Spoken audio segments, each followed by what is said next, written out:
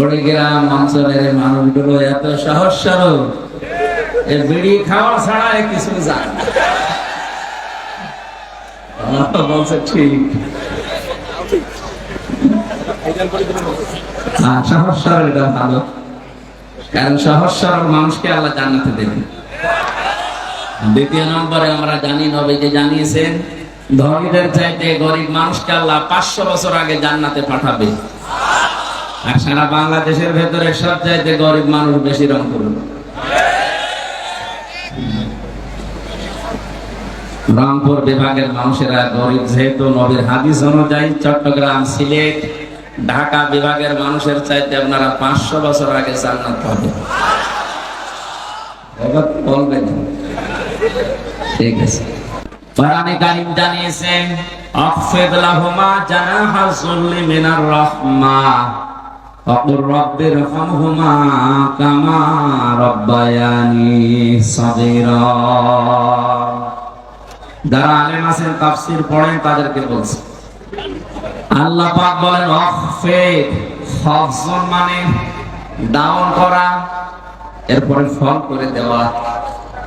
তাম পৃথিবীর সন্তানদেরকে আল্লাহ জানিয়েছেন, পৃথিবীর সন্তানেরা তোমার মা বাবার জন্য তোমার ডানা যে ছায়া হয়, ডানার এই ছায়াটা ডাউন করার পরে ফল করে দিবা।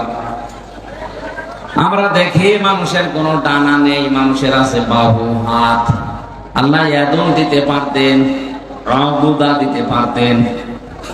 এই শব্দগুলো আল্লাহ কোরআনে না দিয়ে এখানে জানাহুন দিয়েছে যে তোমার ডানা জিল্লুন মানে ছায়া বা নম্রতা। তোর ডানার যে ছায়া হয়, এভাবে ডানা ধরবেন, এই যে নিচে একটা ছায়া পড়ছে, আল্লাহ এই ছায়াকে উদাহরণ হিসাবে আমাদের সাথে সেট করেছেন।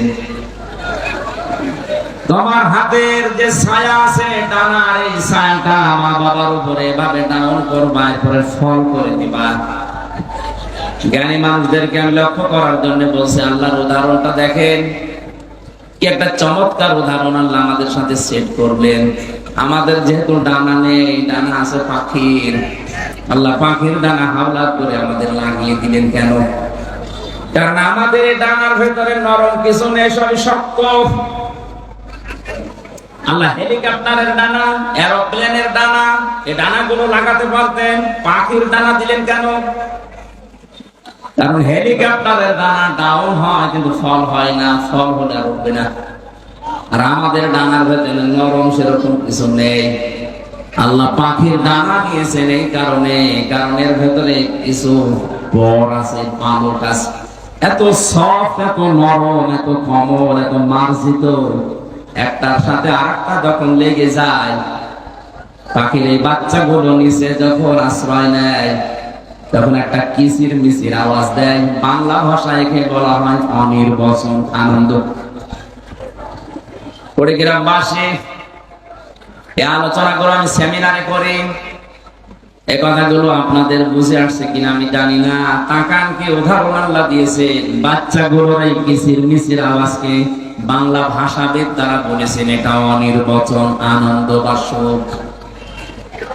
পাখির এই বাচ্চাগুলো, মুরগির এই বাচ্চাগুলো মায়ের এই ডানার নিচে এই সফট, নরম, কোমল, মোলায়েম এই পাখার নিয়ে আশ্রয় নিয়ে এটাই জানাতে চাই, মা আমাদের উপরে যতই আক্রমণ হোক, পৃথিবীর কেউ আমাদেরকে আর দেখতে পাবে না, আমরা নিরাপদে আছি। এই জন্য এই আওয়াজটা আমরা দিলাম, আমরা আনন্দে আছি। আল্লাহ পাক মানুষকে জানাতে চেয়েছে, হামজা তোর মা বাবা যতদিন দুনিয়ায় বেঁচে থাকে, তারা যেন মনে করে আমার হামজা থাকতে অন্তত আমাদের আর কোন চিন্তা নেই।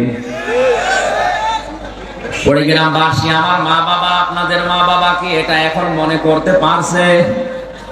বলেন না, পারছে না।